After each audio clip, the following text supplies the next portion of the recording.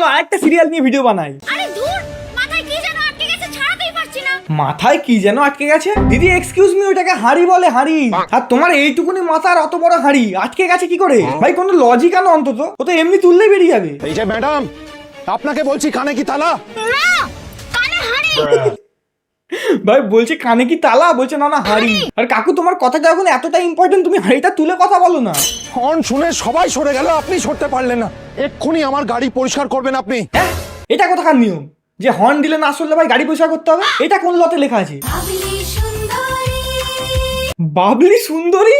এটা কি সাজ রে ভাই? আর ওটা কার চশমা? গান্ধীর চশমা?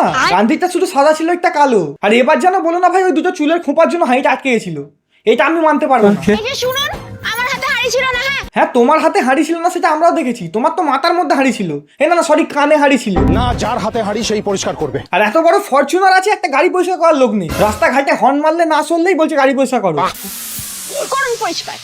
এটা কি করলেন আপনি? কি করলেন? কেন কাকু, তুমি কি চোখে দেখতে পাও না? তোমার মাথার মধ্যেও হাঁড়ি ঢুকিয়ে দিয়েছে। কি করলেন না করে হাঁড়িটাকে পারলে বের করো। ফরচুনার নিয়ে ঘুরছে ভাই, না আছে মাথায় বুদ্ধি, না আছে চোখে পাওয়া। মাথার মধ্যে সামান্য একটা হাঁড়ি ঢুকিয়ে দিয়েছে, এমন অ্যাক্টিং করছে যেন কানপটটায় কেউ বন্দুক রেখেছে।